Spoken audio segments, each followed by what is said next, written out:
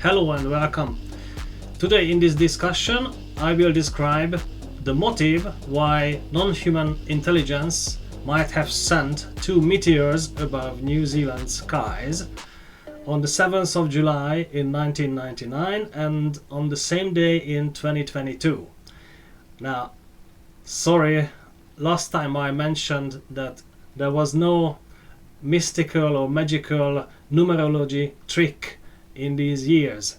Although they had 3 identical numbers in both years, 999 and 222, I said there was no numerological magic. I have to revise this opinion because it seems the person involved in these meteors and how it relates to him, it seems his life does resonate with the number 6. Now, 1999, the 3 nines can be flopped, and if we flip them, they show 666. And the number 2 adds up to 6 as well, although it is just 2 because of the triplicity, 3 identical numbers. We can believe it also refers to some kind of Antichrist.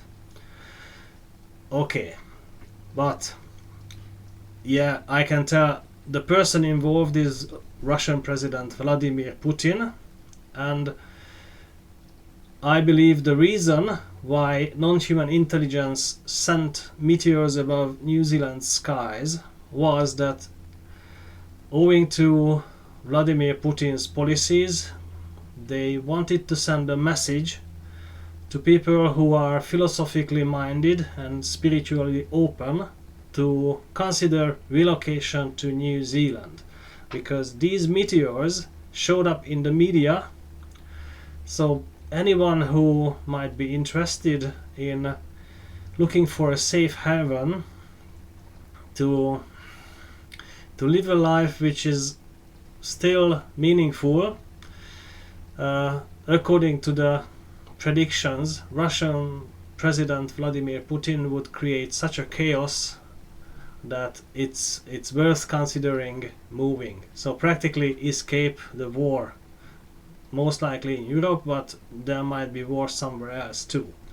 Now, how can I arrive at this prediction? This is where I show you a short presentation. So this is the thumbnail for the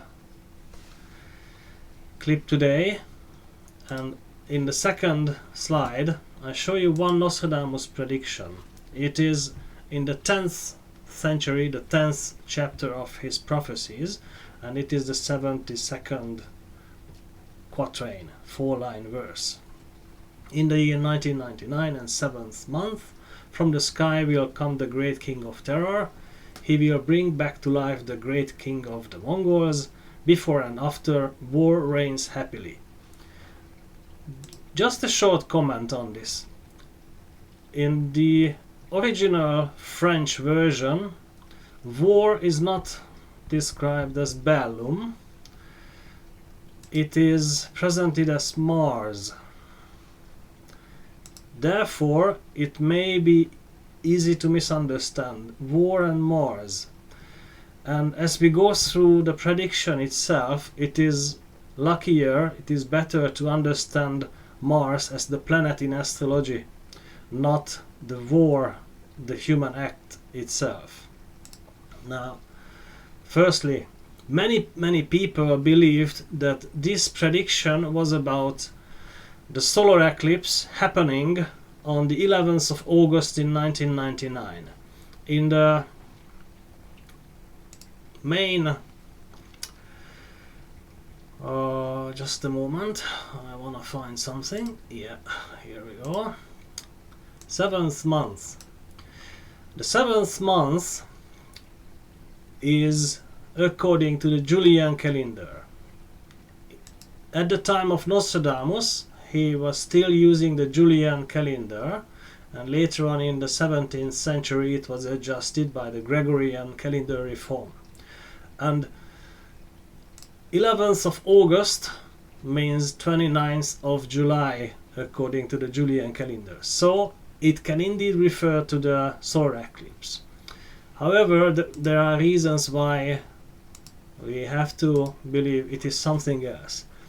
Although the next verse says, "From the sky will come the great king of terror," the next line, it may be something else, because a king might not come from the sky, or there might be some very strange analogy at play here. Many believe that this prediction was about the end of the world, and as we go through, it was easy to misunderstand. Now, why I have reasons to believe that this was indeed reference to Vladimir Putin. In the next slide, I show you his birth chart. We know the time of his birth in St. Petersburg, 7th of October 1952, 9:32 a.m. He has a Scorpio ascendant, but more importantly, the South Node in his chart, which refers to past lives, it is in Leo, and it is very close to the top of the sky in his chart, the medium Szollosi MC. So practically they work together. Mr. Putin is coming from past lives where he was indeed an emperor, a big emperor. So that's one possible explanation why Nostradamus wrote, "From the sky will come the great king of terror." Okay, going back to Putin's chart because it's gonna be interesting. So he will bring back to life the great king of the Mongols. Now, in the French original it is Angolmoy, but it's just an anagram as a reference to the Mongols. I did not know this before I started my life in New Zealand after 2015, but the adjective Mongol in Western Europe, in Germany, France, UK, it refers to barbarian people who they don't respect. Well, some Western European countries, people are indeed arrogant. I have many examples of that, but that's not the point here. They often refer the Russian as Mongols, so it can easily be the Russian army who he will resurrect. And King of the Mongols, well, it's just probably army generals. And otherwise, Russia's territory mostly coincides with the empire of the Mongolian emperors. So it is easily the Russians. Now, but the last one, the last line, "Before and after war reigns happily." This is where it becomes important that it is actually Mars. Par bonheur, in some translation, "before and after war reigns happily." Sometimes it is referred to as "with great fortune," not happily, but with good fortune. Good fortune. Now, how can we trace this in Putin's chart? This is where his Scorpio ascendant is important. At the time of Nostradamus, there were only 7 planets known to astrologers: the Sun, Moon, Mercury, Venus, Mars, Jupiter, and Saturn. And at that time, Scorpio was ruled by Mars. So the home planet, or the ruling planet of this sign, was indeed Scorpio. Later, when Pluto was discovered in 1930, it was given the rulership of Scorpio, deep transformations. But actually, at that time, when Nostradamus wrote this prediction, it was indeed Mars which ruled Scorpio. Now, therefore, the chart ruler is Mars. Mars is sitting in Sagittarius. Sagittarius is ruled by Jupiter, and Jupiter is sitting in Taurus. Taurus is ruled by Venus, and Venus is sitting in Scorpio, which is ruled by Mars. This kind of triple exchange of rulership, it improves the qualities of all the three planets. And when we think about that, actually Jupiter and Venus are the planets that bring good fortune, therefore we can understand that this reigns happily can easily be understood as Mars is ruling the chart with the help of Jupiter and Venus. I don't think there is any more problem after all this. Now, why would it be important to send the first meteor on the 7th of July? 7th of the 7th. Of course, this is numerologically important, but 7 is important for philosophers. Our life is defined by the number 7. We have 7 days in a week. And yeah, so I don't think I have to explain it even further. This is kind of a magical number. Our brain works based on the number 7. In Tibetan traditions, it was easy to remember books if we created an image in our brain that there are 7 houses, each house is with 7 rooms, each room with 7 cupboards, each cupboards with 7 drawers, and in each drawer there were 7 lines. You can understand that this was applicable to learn whole books quite easily, because our memory can work in such a way. Okay, so philosophically and spiritually minded people were warned that they might consider New Zealand as their living place. Right, why 1999? At the time of the solar eclipse in August, there was a big hype and everyone paid attention to mystical aspects of lives. And Nostradamus' prediction was also widely read. Many people knew about it, and many people believed the prediction was about the end of the world, which might come with the solar eclipse. Well, it didn't come. But anyway, if we understand this prediction by Nostradamus as a warning that a great leader will come to power at that time, it has a different meaning.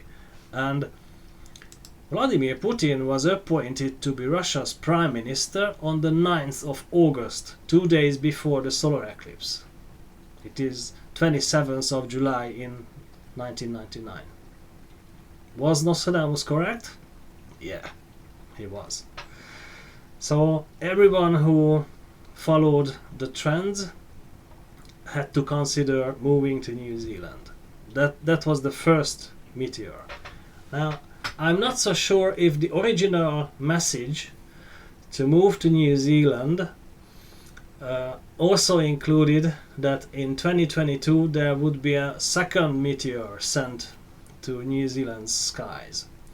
But why was another one sent on the 7th of July again on 2022? I believe it is because in that year in February Vladimir Putin started the war in the Ukraine, and it was still a time when people could still decide that maybe from the war, it is better to relocate to New Zealand.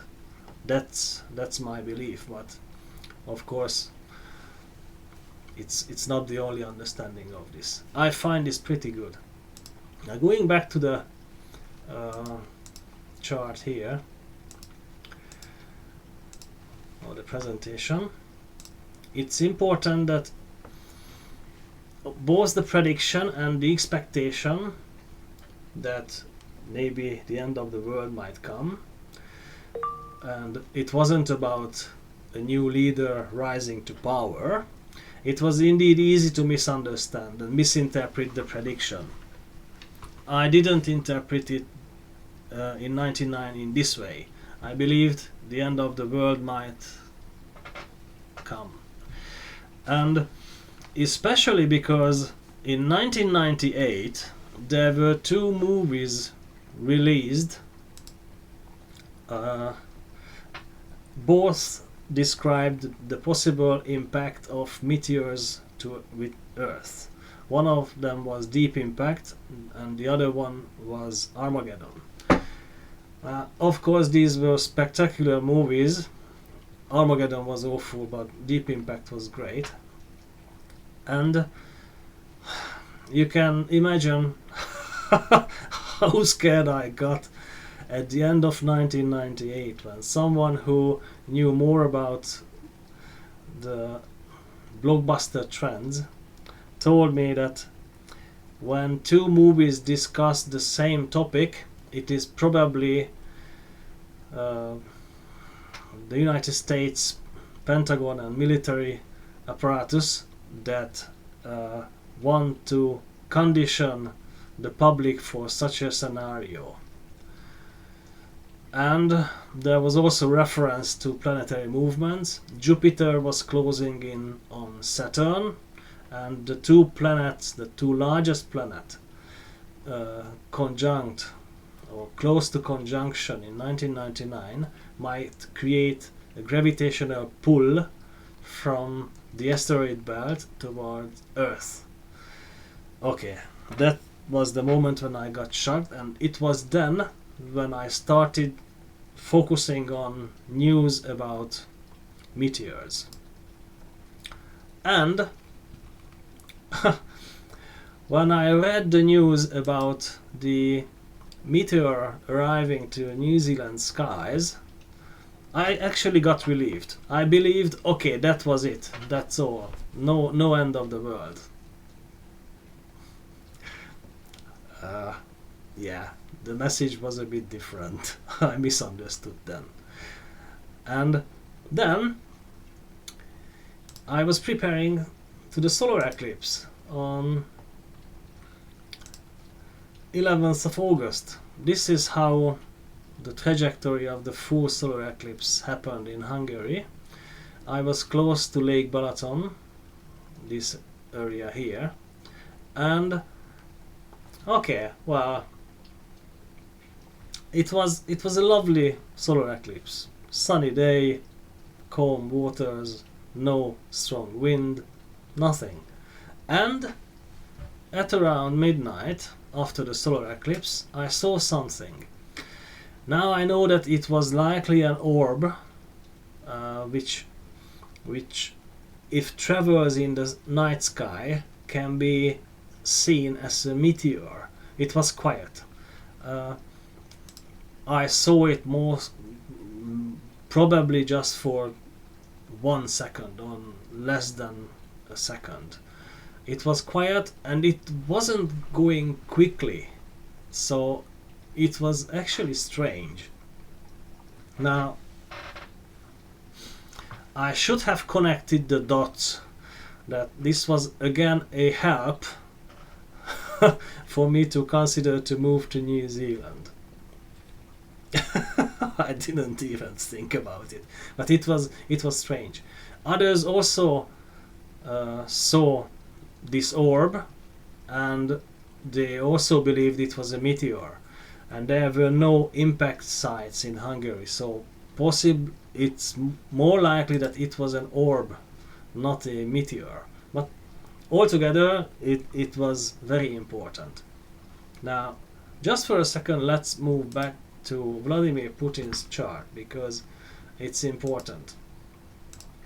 The solar eclipse on the 11th of August actually happened around his south node and the top of the sky, the MC. So it was obvious that the solar eclipse would bring radical and big changes to his political career. Yeah, he was appointed to be Prime Minister of Russia, and at the end of the year, exactly within half a year after the eclipse, normally an eclipse refers to the following half a year,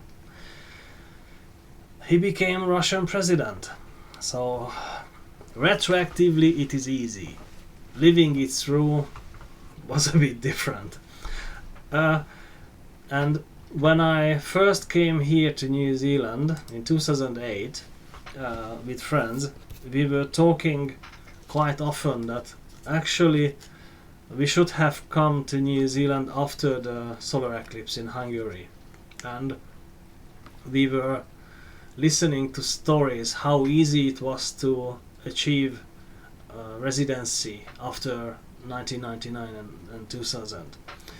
2008 was a bit more difficult, and I don't know how we mentioned the meteor on that night, but I remember that there was a meteor in New Zealand, so I mentioned this to the friends, and we checked on Google, and it was then when we realized that it arrived on the 7th of July and we agreed that it was a direct message for philosophically minded people. Hopefully it's an argument which is convincing to you,